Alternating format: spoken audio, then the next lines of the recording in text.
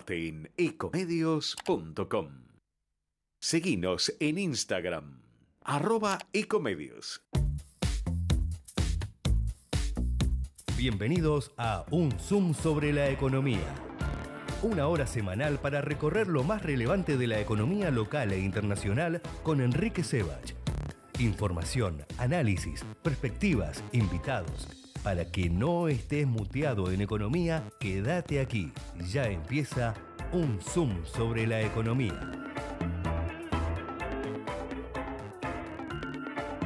Están acompañando a Enrique Sebach en Un Zoom sobre la economía. Ante la llegada del frío, es importante protegerse de la gripe. Si estás embarazada, vacunate. Si tu hijo tiene entre 6 y 24 meses, vacunalo. Si tenés 65 años o más, vacunate. Saca turno en buenosaires.gov.ar/gripe. Buenos Aires Ciudad. Sofingen, financiando la economía real. Mercado Argentino de Valores. Financiamiento para pymes y economía real del país. ¿Sabías que todos los accidentes por inhalación de monóxido de carbono son evitables? Chequea que la llama de tus artefactos sea siempre azul. No olvides ventilar los ambientes de tu hogar todos los días, verificando que las rejillas cuenten con salida al exterior y las ventilaciones no estén tapadas ni sucias. Y controla las instalaciones internas con un gasista matriculado. Con estos consejos, proteges a tu familia. Metrogas, damos calor.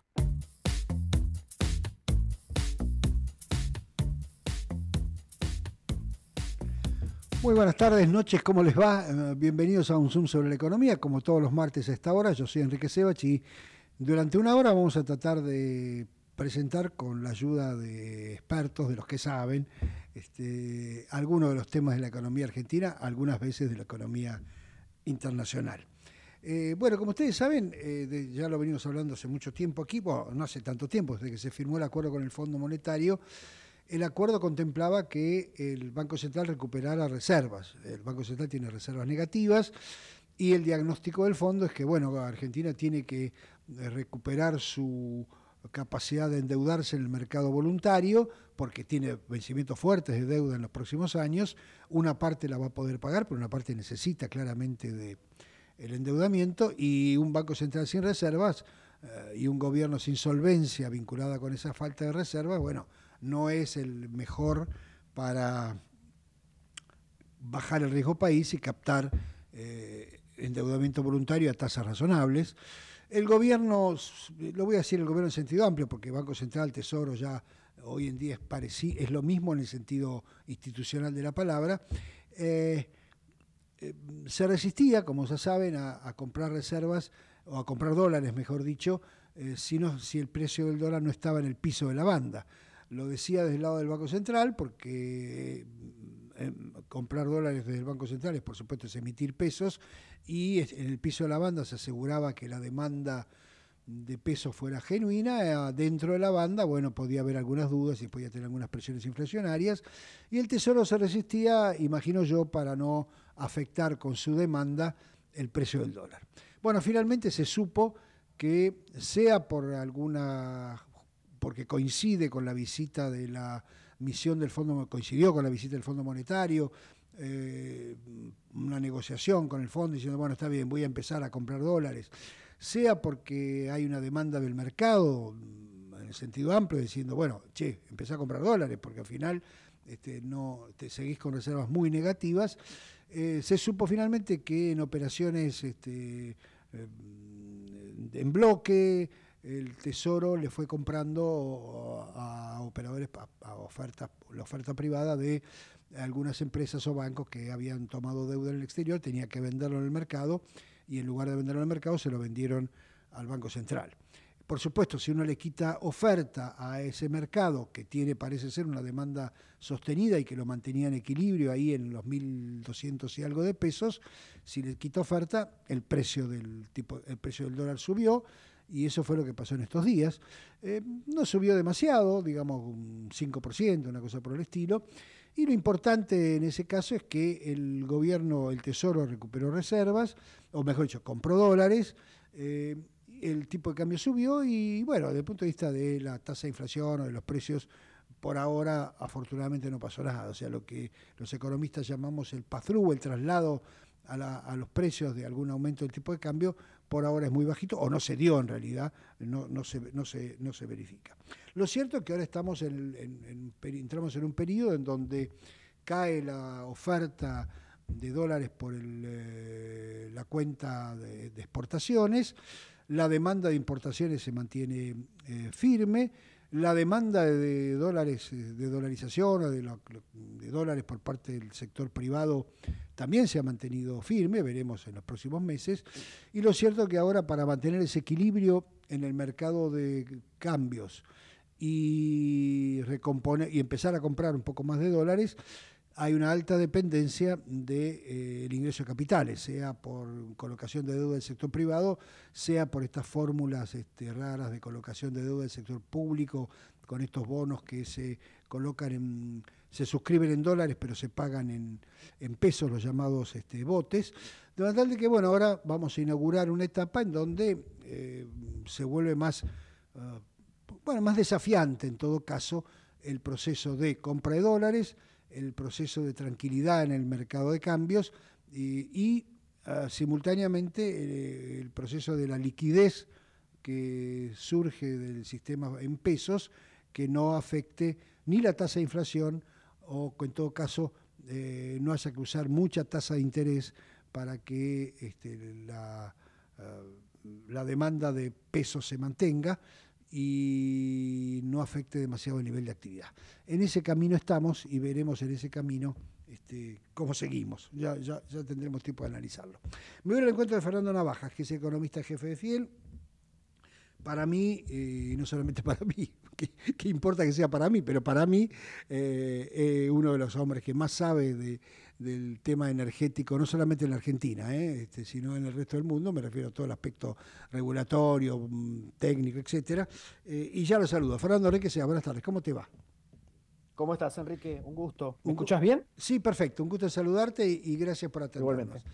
Fernando, bueno, hay varios temas. Déjame, digamos, simplemente por el azar del tiempo, hace poquitos días, que antes de ayer, si no recuerdo mal, ayer o antes de ayer, ya estoy medio mareado, surgieron los decretos que remarcan la regulación del sistema del sector eléctrico, que unifican los entes reguladores y que establecen, si bien falta mucho, me imagino, por lo que hay que reglamentar, cierta vuelta o el intento de volver a un mercado eléctrico que estuvo un mercado eléctrico privado, me refiero, que estuvo muy distorsionado en todos estos años. Así que me gustaría primero que me des tu visión, un pantallazo, no sé cómo quieras llamarlo.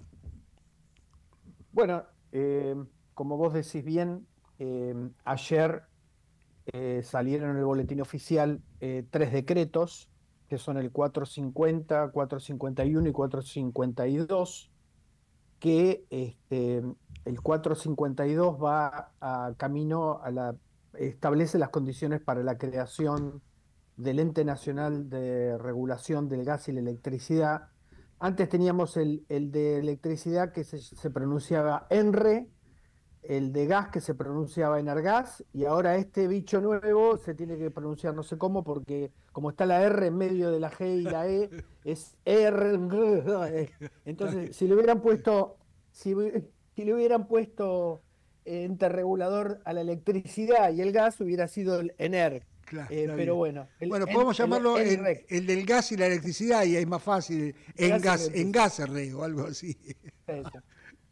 La verdad que es un decreto prácticamente burocrático, porque establece las condiciones para la creación del ente, que es un tema que varios economistas, al menos yo desde hace bastante tiempo de la energía, veníamos diciendo que había que hacer. Es una suerte de ayornamiento que países a los cuales nosotros le hacíamos alguna mímica a comienzos de los 90 en materia del paradigma regulatorio, como por ejemplo Reino Unido, lo hizo hace bastante tiempo cuando fusionó Ofgas y Ofer para crear Ofgem, que es un excelente general. Yo visité Ofgem por una semana, hace ahora en septiembre van a ser 2 años.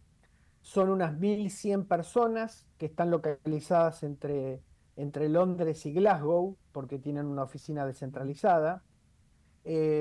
más o menos entre los dos suman algo parecido a lo que tenemos nosotros, si la memoria no me falla, entre el ENRE y el Enargas, como 700 en el Enargas y 400 en el ENRE. Ellos son un mercado de más habitantes que la Argentina y bastante más denso y de mucho más volumen. Pero la Argentina es un país más grande, y el hecho de que tengamos más gente en el Enargas es porque el Enargas cumple algunas funciones que el ente de gas y de electricidad ya no cumple, como es el balanceo de la red de gas. Los dos balanceadores de las redes de gas y de electricidad, el nuestro se llama CAMESA, a través en realidad en la parte contractual, pero está el despacho, están afuera del ENRE. El ENRE no hace nada de eso.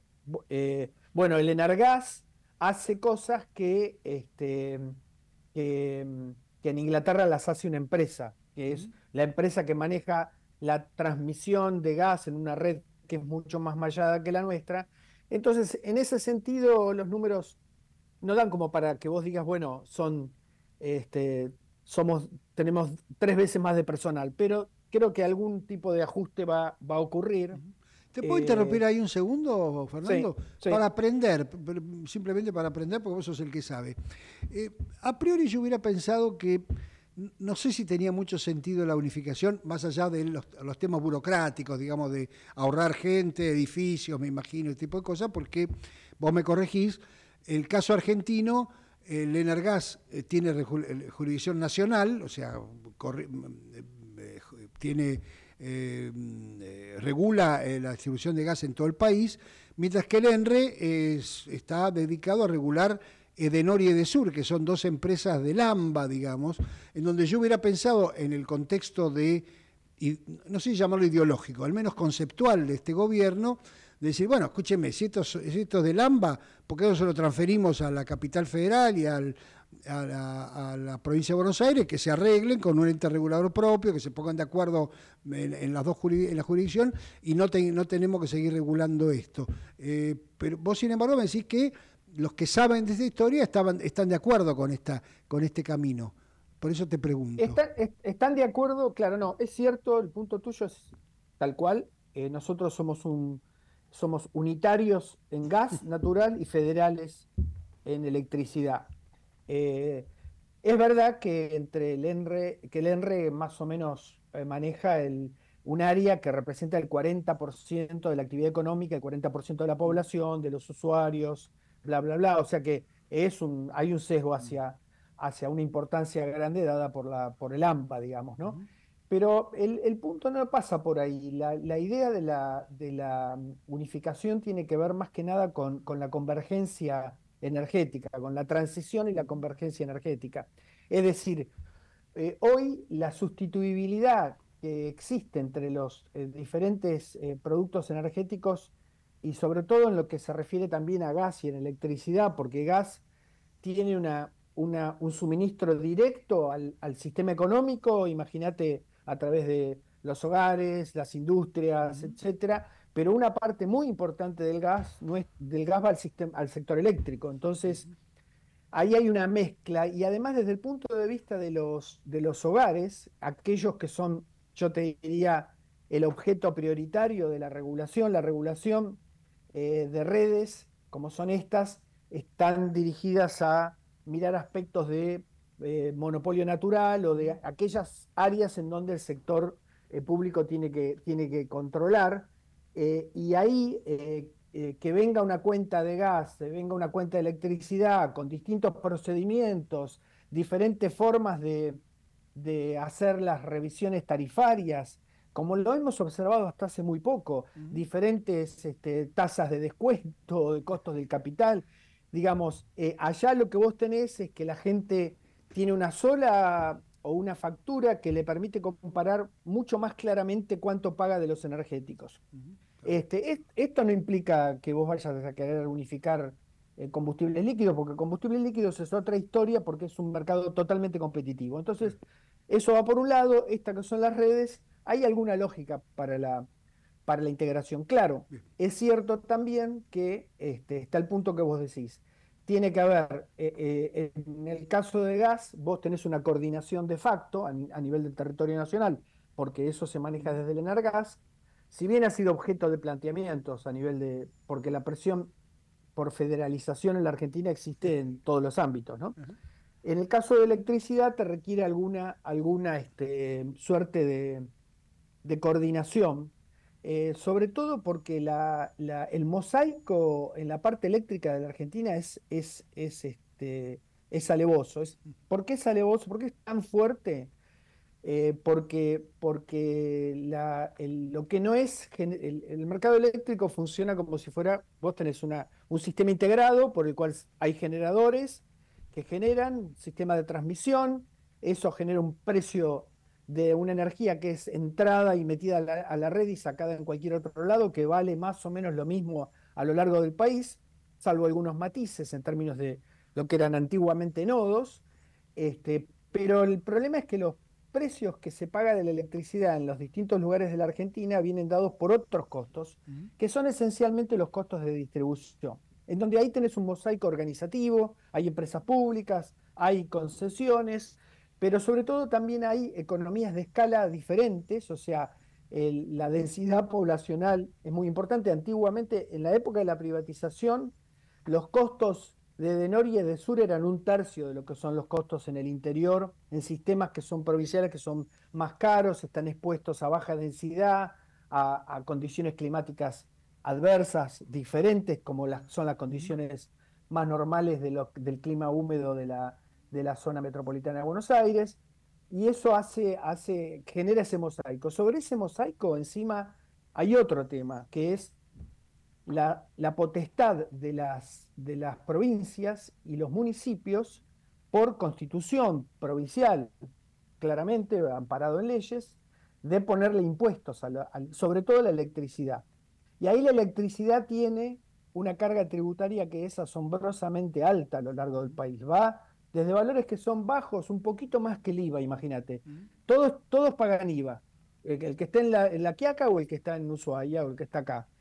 Pero a ese 21% se le puede agregar, o un 5% se le puede agregar cualquier cosa, que va hasta un 60% más. Es decir, y eso genera distorsiones en los precios, porque la Argentina tiene un sistema en la parte de electricidad que es yo soy bastante crítico. Vos tenés de un lado a la nación que otorga subsidios y paga los subsidios, que vienen dados ¿cómo? Vienen dados por precios más bajos en el mercado eléctrico mayorista, la parte donde se produce la electricidad. Y sobre esos subsidios que salen del bolsillo de la nación, vienen atrás las provincias y ponen impuestos. Entonces es un sistema en donde la nación paga subsidios y las provincias cobran impuestos. Claro.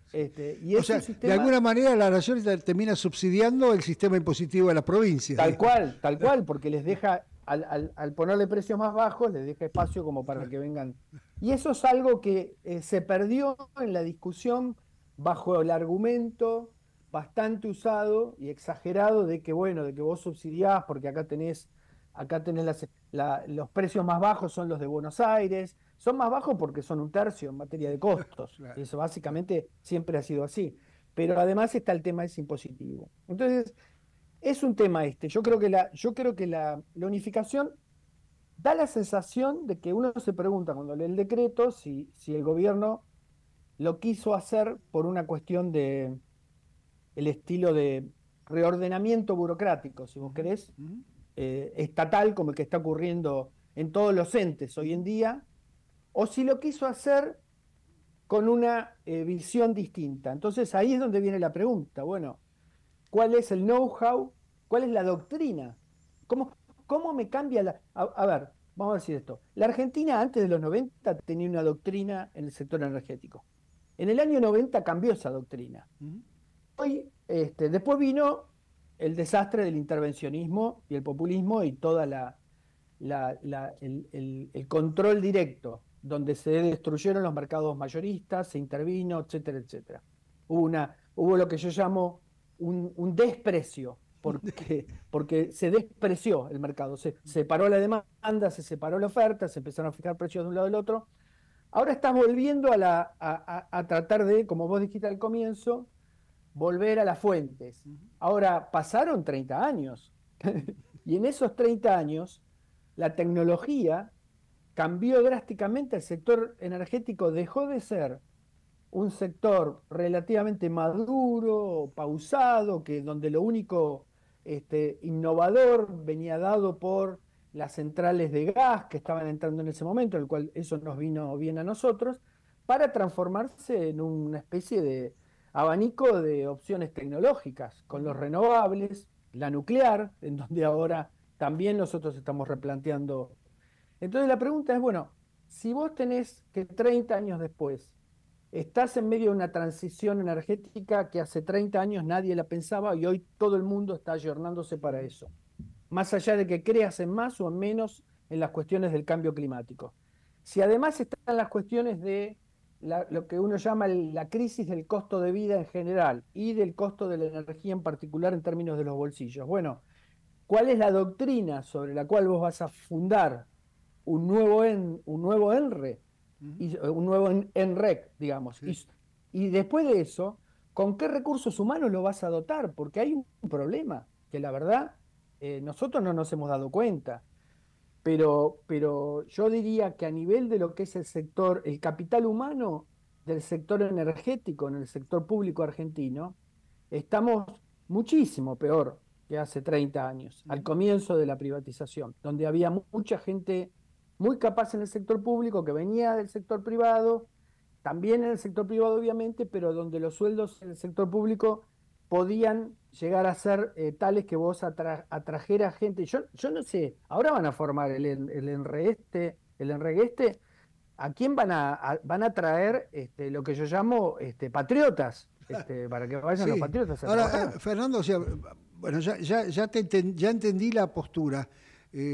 Por la cual está bien la unificación, pero vos planteás una pregunta que no es menor, porque vos decís, si la unificación es simplemente porque me voy a ahorrar edificio, 100 personas, 200 o lo que fuera, bueno, está bien, siempre es mejor ahorrar que gastar de más, pero no cambia la historia. Ahora, vos lo marcás muy bien, bueno, pero ojo que ahora estamos en la unificación, se recomienda en otros lugares, por un problema tecnológico, porque ahora gas y electricidad en algunos casos se sustituyen, en otros casos, bueno, pueden dar origen a incorporación de otras tecnologías, y para eso hace falta otro tipo de regulación y otros reguladores, para llamarlo de alguna manera. Y vos me decís, mirá, ojo que eso por ahora no se vislumbra, digamos, ahora me meto yo solo, le puedo dar el beneficio de la duda, pero teniendo en cuenta lo que está pasando en el sector público argentino en términos de baja de salarios, desprofesionalización, que se van los mejores, me refiero a la estructura burocrática, ¿no es cierto? Ahí hay una duda importante, ¿no? Tal cual, tal cual. Es decir, no es que esto que esté diciendo yo sea una idea mía, yo estoy casi seguro, pero estoy casi seguro que lo tienen muy bien puesto en la cabeza los funcionarios de alto nivel del sector energético en la Argentina. Pero la cuestión es esa, la cuestión es ahora tenés que empezar, vos pensá, tenés que unificar esos 700 de un lado, 400 del otro, que si vos pasaste por el sector público, como vos pasás, yo sé que vos pasaste, las reparticiones del sector público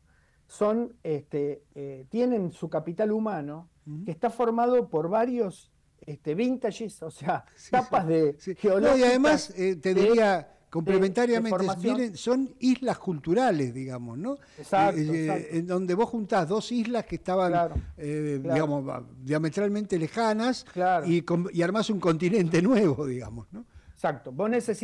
Ahora necesitas un liderazgo conceptual con mucha capacidad para ver cómo vos vas a unificar eso, cómo van a ser los training course, los cursos de entrenamiento y los ordenamientos del organigrama ese, qué onda, porque vos no te olvides además que el ente de la electricidad tiene otro costado, que el del gas no lo tiene. El gas se sustituye con los combustibles líquidos, pero la electricidad entra en sustitución con los combustibles líquidos fuertemente por la vía de los automóviles eléctricos. Claro. Entonces, todos los entes reguladores de electricidad del mundo tienen el tema de la sustitución con la parte eléctrica, de la parte vehicular muy importante. Nosotros también lo tuvimos en el gas, es cierto, el Energas avanzó en ese sentido, pero ahora se viene una ola muy diferente.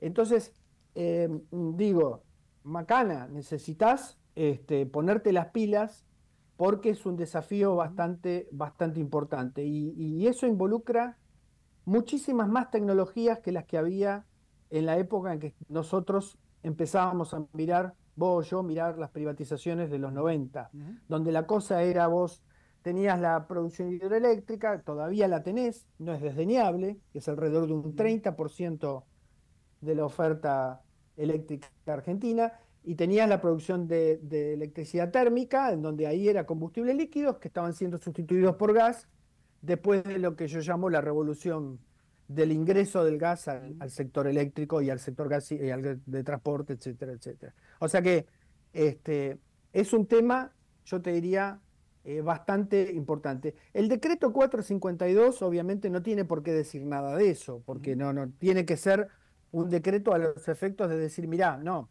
yo por lo menos tengo que tener el governance de esto. Yo lo que estoy haciendo es la gobernabilidad de este nuevo ente. Después el contenido se lo va a dar a quienes yo elija y yo ponga. Al lado de, pero hay dos cosas. El 452 de ayer viene acompañado por el 450, que está dirigido al sector eléctrico, y el 451, que está dirigido al sector de gas. ¿En qué sentido?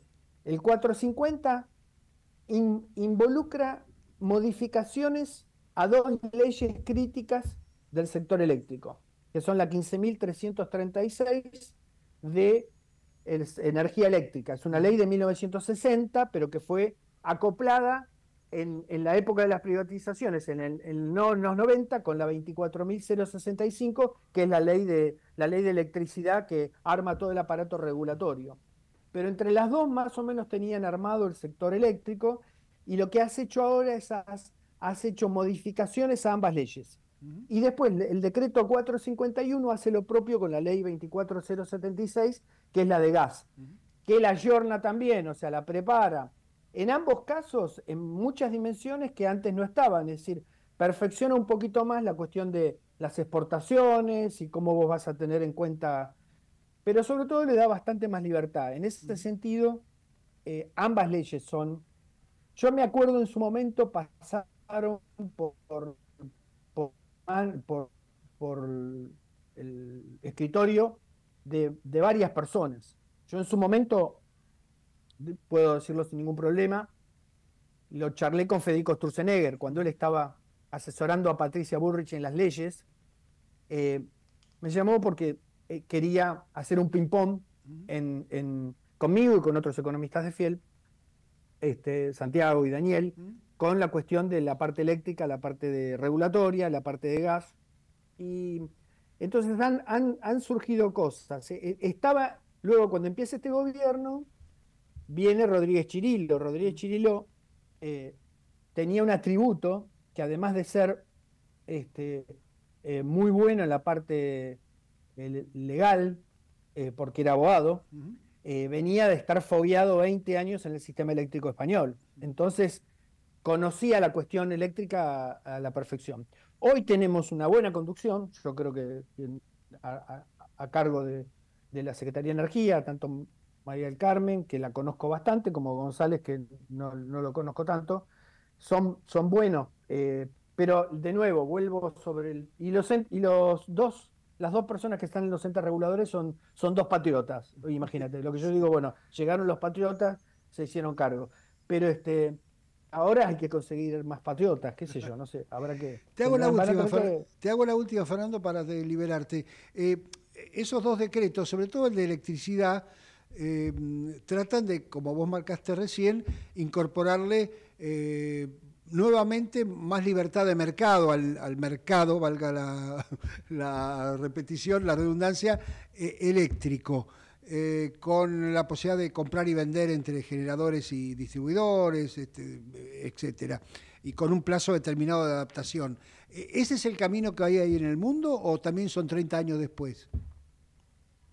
No, hoy son 30 años después, yendo a buscar el camino que hay en el mundo, con un mundo que está mucho más, bueno, en muchos aspectos, el mundo hoy no nos ayuda tanto como hace 30 años, pero la cosa era fácil, hace 30 años se había caído el muro, estaba una cosa de un lado, el otro del otro, pero ahora como que hay una especie más de discusión sobre cuáles son los caminos de los países, y ahí la organización del mercado eléctrico, que es la que a mí más me preocupa, está en un estado más fluido la cosa, por varias cosas. Renovables es una de ellas, pero también de cómo vos vas a resolver el problema de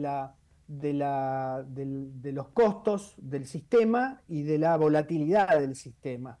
Si vos sos un país como Europa, importador de gas, o dependías del gas, y eso es caro y volátil, está sonado. La Argentina, ¿cuál es la gran ventaja que tiene? Que cuando yo fui al Ofgem a Inglaterra hace 2 años, me dijeron, listo, ustedes ya están, con esto zafan. Es que tenés una oferta elástica y barata de gas natural que te puede ayudar a que la volatilidad del sistema, si a eso le metes un buen contrato, un buen mercado de contratos, un buen mercado spot, y armás bien la cosa y dejás que los renovables vayan entrando, el problema está en que, de nuevo, desde el punto de vista, así como yo dije, de capital humano, cuando te vas al capital físico del sector eléctrico, en la parte, por ejemplo, eléctrica, es un compendio de decisiones erróneas de los últimos 20 años, en donde se compraron, se tomaron, se hicieron contratos onerosos, así o allá. Cuando vos, desde el punto de vista económico, cuando vos lo ves, decís, la flauta, y todo esto, ¿cómo lo voy a...? Y del otro lado, cosa que la Argentina tiene como caso único, es que al tener el 30% de la oferta pública en manos de la parte hidroeléctrica, un poquito más si vos le agregás la cuestión nuclear, tiene la posibilidad de, si lo maneja relativamente bien, cobrar algunas cuasi rentas para reorganizar el sistema. Por eso ahí va a ser crítico de cómo ellos vayan a dejar en las reglamentaciones de la privatización de las hidroeléctricas y de la parte nuclear, que es básicamente NASA, cómo ellos van a dejar operar ese lugar. Yo tengo el temor, pero puede ser un temor demasiado aprensivo, de que el afán de dar libertad a condiciones de privatización te haga perder ventajas que vos tendrías para armar una mejor arquitectura del mercado eléctrico. Es decir, y ya noté yo en la ley, el decreto 450, en la reforma de la ley de las leyes, es que sacaron a NASA de una de las condiciones del artículo 37 de la ley 24065, la sacaron aparte, a NASA le hicieron un lugarcito aparte. Da la sensación de que la quieren privatizar y la van a dejar salir a vender energía eléctrica o cualquier otro, digamos, ¿no? Ahí hay un tema ahí, por eso cuando venga el equipo nuevo de los entes, etcétera, esperemos que vengan con ideas avanzadas, ¿no? Fernando, como siempre, muy amable, aprendí como pretendía hacerlo, así que te agradezco mucho estos minutos. Te mando un abrazo grande. Un gran abrazo para vos. Fernando Navajas, economista jefe de Fiel, bueno, ya ven que de esto sabe. Y bueno, queríamos empezar a ver el pantallazo de energía eléctrica, gas, etcétera, porque estos decretos que salieron ayer, bueno, empiezan a marcar este camino en un sector que, bueno, tiene, como decía Fernando recién, tantos años de desastre acumulado que no es fácil rearmarlo, y además han pasado 30 años desde que funcionó bien en la Argentina. Ya venimos, dale. Ecomedios.com AM1220. Estamos con vos. Estamos en vos. Ante la llegada del frío, es importante protegerse de la gripe. Si estás embarazada, vacunate. Si tu hijo tiene entre 6 y 24 meses, vacunalo. Si tenés 65 años o más, vacunate. Saca turno en buenosaires.gov.ar/gripe. Buenos Aires Ciudad. Informate en ecomedios.com. Seguinos en TikTok, @ecomedios1220.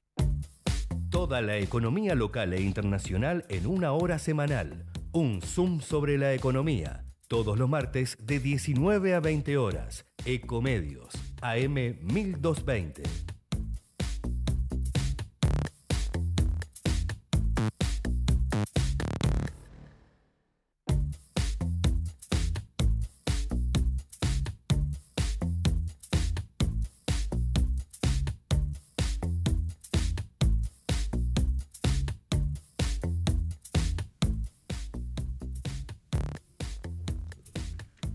Bueno, acá estoy. Gerardo, no se ponga nervioso, acá estoy. Bueno, lo tengo, ¿está Macarena en línea? Ah, bueno, ¿la puedo saludar y todo? Mirá qué emoción. Macarena Santolaria es analista de trabajo e ingreso de Fundar y ya la saludo. Hola Macarena, ¿cómo estás? ¿Cómo estás, Enrique? Un gusto. Un gusto en saludarte y Gracias. muchas gracias por atendernos. ¿Pronuncié bien el apellido? ¿Santolaria es así? Perfecto.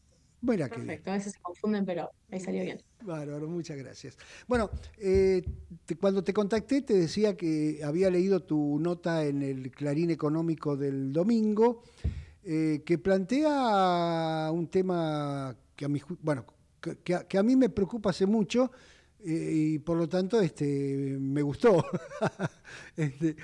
Uno siempre tiende a gustarle las cosas que piensan parecido, ¿no es cierto?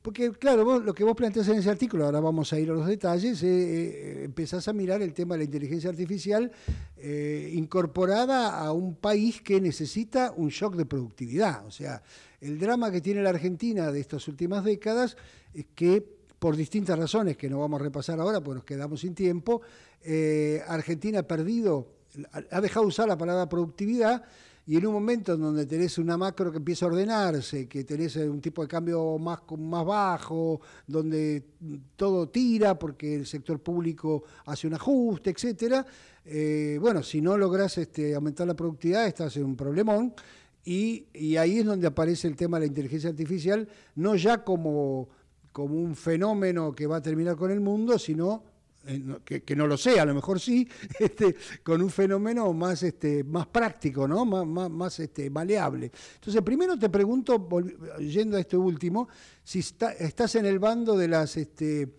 más allá de las cosas concretas, en el bando de los tremendistas o en el bando de los optimistas respecto a la inteligencia artificial. Bueno, es buena la primera pregunta porque es un poco como el argumento y lo que busca hacer la nota es no atacar a los catastrofistas o a los tremendistas, pero un poco decir que el argumento o que ese debate no nos sirve. Un poco la idea es, si nuestro principal problema es que es una década que si uno mira punta a punta, no aumentamos la productividad, si el problema es que queremos desarrollarnos, que la discusión y el debate gire en torno a la IA nos va a matar a todos o la IA nos va a dar una tierra de abundancia y desarrollo total, como si la idea de la discusión es la utopía o la distopía, nos quedamos de brazos cruzados y no hacemos nada, ¿no? Porque sea la inteligencia artificial nos va a sacar todos los trabajos, o sea la inteligencia artificial por sí sola nos va a dar todo lo que necesitamos. Así que ahí un poco podría decirse que la posición que tengo, que tenemos, que estamos discutiendo desde Fundar es un optimismo realista. Un poco la idea es, bueno, en primer lugar, si queremos que la inteligencia artificial nos sirva para desarrollarnos, para aumentar la productividad, para tener trabajadores más formados, lo primero que tenemos que hacer es salir del debate de la ciencia ficción. Acá hay un punto que es, nada, que un poco lo desarrollo en la nota. Obviamente es importante que a nivel global se debatan los riesgos que existen y que son serios, sea laborales, sea éticos, sea de seguridad y de geopolítica de la inteligencia artificial, pero la idea es, acá en Argentina el principal problema no es todos estos riesgos que además a veces se plantean en términos de las futuras potencialidades de la inteligencia artificial, en esto que se conoce como la superinteligencia o la AGI, que es como ese momento hipotético en donde la inteligencia artificial sea más inteligente que el humano, por decirlo de alguna manera.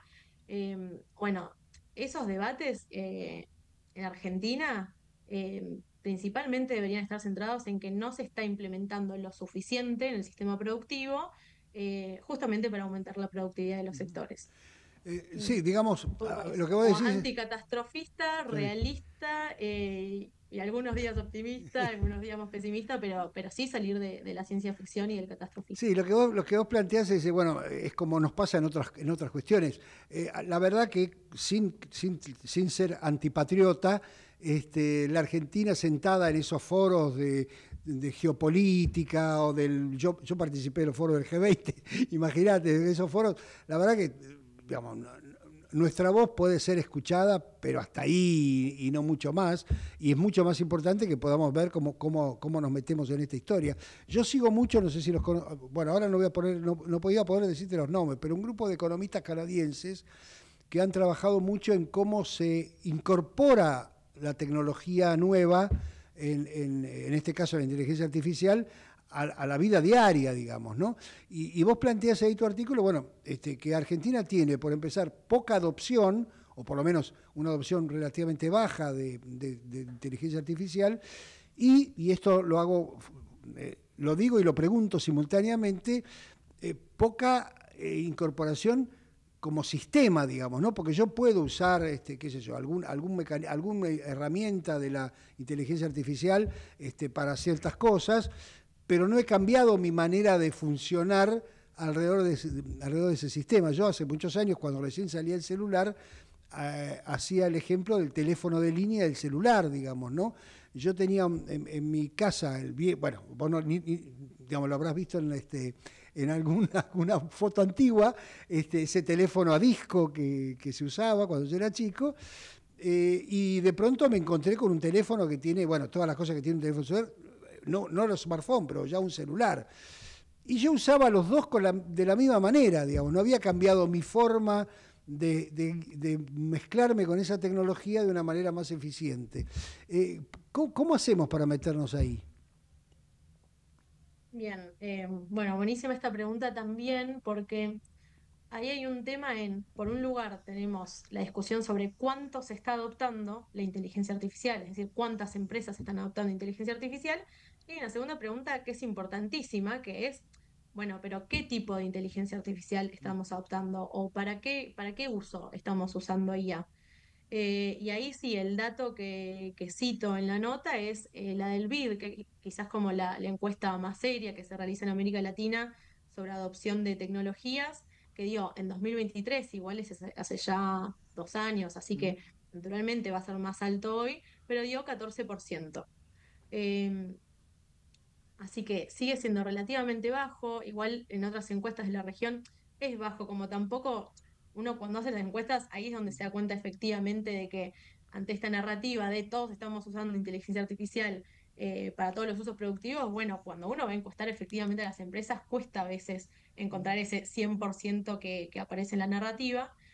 Y después es buena la pregunta de qué tipo de inteligencia artificial estamos usando y para qué usos, porque ahí hay una cuestión que también se plantea en la nota, que es, si nos quedamos únicamente con la idea de que la IA es ChatGPT, va a ser difícil que efectivamente la gente de distintos sectores productivos encuentre la manera de entender cómo implementar inteligencia artificial para cada trabajo, para cada empresa. Porque bueno, acá es un debate ya más bien técnico, pero la inteligencia artificial son muchísimas técnicas que a partir de 2022 la que más se ha popularizado es la IA generativa, que es ChatGPT, que es básicamente un chatbot que sirve para muchísimas cosas, pero un poco la idea que tratamos de proponer es, cuando uno va a los sectores productivos, que ahí hay algunos casos citados, podría ser el agro, puede ser la energía, puede ser la salud, cuando uno consulta con las empresas, tanto las que están desarrollando inteligencia artificial como las que están implementando inteligencia artificial, bueno, son técnicas capaz un poco menos populares que los chatbots. Son técnicas, esto también, la inteligencia artificial lleva décadas de desarrollo, y son técnicas más bien de machine learning, o de técnicas más clásicas de inteligencia artificial, que justamente son curadas y son modelos que son desarrollados específicamente para las necesidades y para los datos que están disponibles en cada sector. Y ahí, por ejemplo, no sé, en el agro se están utilizando imágenes satelitales y drones, que los drones, digamos, van por encima de los campos, lo que hacen es toman imágenes, que esas imágenes después son analizadas con algoritmos de aprendizaje automático y que sirven para soluciones que naturalmente en el día a día un humano tomaría mucho tiempo hacerlo, que es contar plantas o que es detectar plagas. o en ganadería, que es, por ejemplo, monitorear el ganado, ¿no? Que son tareas que un humano, un trabajador tomaría mucho tiempo hacerlas. Bueno, lo que está sucediendo con la inteligencia artificial en estos casos específicos, en donde hay técnicas desarrolladas específicas para cada sector, es que, bueno, se ve un aumento de la productividad, pero no es un chatbot, no es, no sé, la IA de Twitter, no es Elon Musk, son soluciones que son desarrolladas por empresas que son nacionales. También ahí hay una fuerte presencia muy importante de los centros e institutos de investigación que están en distintas provincias del país, eh, bueno, que lo que hacen es básicamente colaboración público-privada para desarrollar modelos de inteligencia artificial que sirvan específicamente para problemáticas o para cuellos de botella que hay en ciertos sectores y que, bueno, ahí sí se están viendo aumentos de la productividad. Eh, Como un poco la idea es esto, veamos qué están haciendo los sectores, como de qué manera están colaborando los actores para implementar soluciones de IA, más allá de lo que vemos en los videos de Twitter y lo que nosotros hablamos con ChatGPT. Inclusive, o sea, en estos casos, algunos de los ejemplos que vos citás, casi todos, ni siquiera tienen, saco el ni siquiera, no tienen la amenaza de sustituir trabajo, sino que todo lo contrario, digamos, le ayudan a que ese trabajo sea mucho más productivo, digamos, ¿no? Justamente. Macarena, el otro tema que me preocupa, poniéndome del lado, no tremendista, pero por lo menos ni siquiera pesimista, realista, para usar tus mismas palabras. Tenemos un problema en la Argentina muy serio que tiene que ver con un porcentaje importante de los chicos que ni siquiera terminan el colegio secundario, digamos, ¿no? O sea que ahí tenemos un problema derivado del propio sistema educativo, digamos, ¿no? Y del otro lado tenemos, y esto lo digo por mi cuenta, vos podés estar totalmente en contra, cierto despilfarro en la educación universitaria, poniendo los recursos en carreras y bueno, básicamente en carreras que están, digamos, que son del siglo pasado, para usar, o de principios del siglo pasado, en lugar de poner, dado que tenemos pocos recursos, poner recursos más fuertes bueno, en las ciencias duras, en ingeniería, bueno, en desarrollar temas que estén más cerca de esto. ¿Cómo ves eso y cómo se arregla? Bueno, ahí se me trabó un poco, pero creo que básicamente es sistema educativo y las carreras del sistema universitario, ¿no? Cómo orientarlas eh, a esto.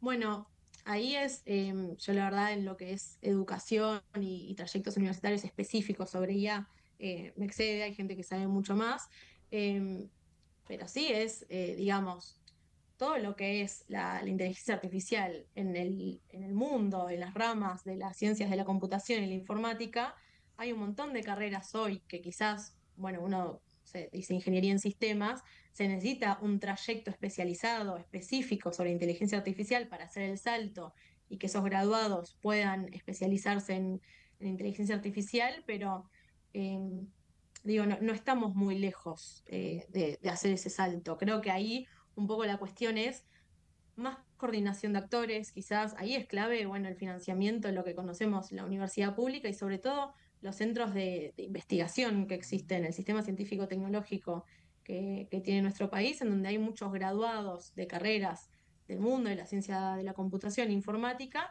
que después siguen sus carreras, haciendo maestrías, haciendo doctorados, especializándose en estas técnicas, ¿no? Entonces, como que un poco a veces sucede en el debate de la inteligencia artificial, de cómo es algo tan nuevo, que uno se pregunta cómo vamos a hacer para seguir esta carrera. Un poco es verdad que se están acelerando los tiempos, pero tampoco es que hay que inventar la pólvora y que son, digo, son recetas que quizás hay que hacer más esfuerzo, hay que coordinar con más actores, hay que poner más recursos, pero es, bueno, financiamiento de carreras estratégicas específicas de ingeniería vinculadas a todas las técnicas que involucran la inteligencia artificial. eh, y bueno, y también financiamiento del sistema científico-tecnológico, que al fin y al cabo son los científicos y los especialistas que mejor saben en cada provincia a lo largo del país cómo implementar inteligencia artificial. Creo que es un poco eso. Vos sabés que antes de hablar contigo hablaba con Fernando Navajas, que es un economista, hablábamos es economista jefe fiel, hablábamos de temas energéticos, porque ayer se publicó la reforma de los entes reguladores, etcétera, y me decía, o decíamos en conjunto, el problema del capital humano del sector público argentino, porque vos podés armar una, un esquema ideal respecto de un ente regulador, para usar el ejemplo que usaba Fernando, pero después está gente, y gente que capacitada en un sector público que tiene bajos sueldos, que no atrae salvo a patriotas, decía él, o a mártires, digo yo. Y vos proponés, o ustedes proponen en el trabajo, a lo largo del trabajo, en el marco de esta asociación pública-privada, o el hecho de que los centros científicos estén en consonancia o en coordinación con el sector privado, cosa que en la Argentina cuesta mucho, porque hay como una especie de, bueno, como una especie de, no sé si llamarlo trauma o mito o lo que fuere, que no hay que mezclar, que no hay que hacer negocios con el sector público, esas cosas raras, y que además ahora se ha visto agravado, primero porque lamentablemente los últimos años han burocratizado y politizado entes que normalmente no deberían estarlo, y eso es así, pasó.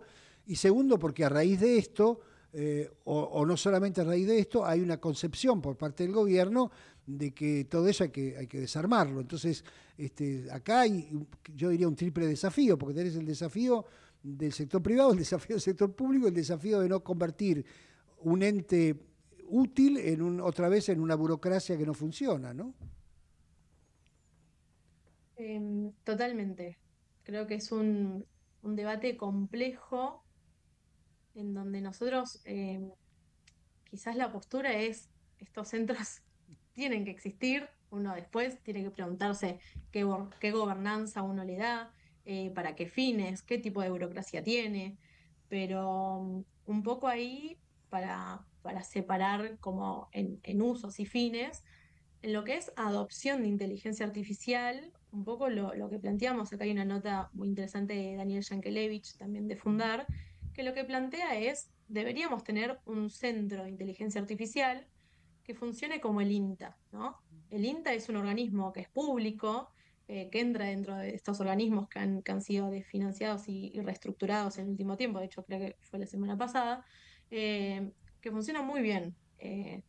Obviamente uno no puede decir lo mismo de todos los entes públicos y todos los centros del Estado, pero el INTA es un centro que la gente que labura en el sector dice, bueno, un poco la idea de por qué homologar el centro de inteligencia artificial al INTA es, bueno, yo soy un productor agropecuario. Supongamos que yo soy una persona de cualquier sector productivo que quiere implementar inteligencia artificial y no tengo idea cómo hacerlo, porque yo para mí la inteligencia artificial es ChatGPT. Bueno, un centro que funcione como referencia en el sector, con especialistas. También ahí hay un factor muy importante, que es se necesitan invertir recursos para parar la fuga de cerebros que está sucediendo actualmente en el país, justamente para retener el talento y que esos cerebros, esos científicos puedan estar acá y trabajar para que sea implementado la guía en el sistema productivo. Bueno, un poco la idea es esa, como un centro de inteligencia artificial que asista a las empresas, sobre todo a las pymes, que son las que tienen más dificultades de conocimiento y acceso a financiamiento para implementarlo. Eh, un poco en el gobierno anterior se había intentado hacer, finalmente no sucedió, pero sí había habido un préstamo del BID al Ministerio de Ciencia y Tecnología, que era de 35 millones de dólares, específicamente para que se desarrollen consorcios público-privados en distintos de valor agregado para que se desarrollen modelos de inteligencia artificial.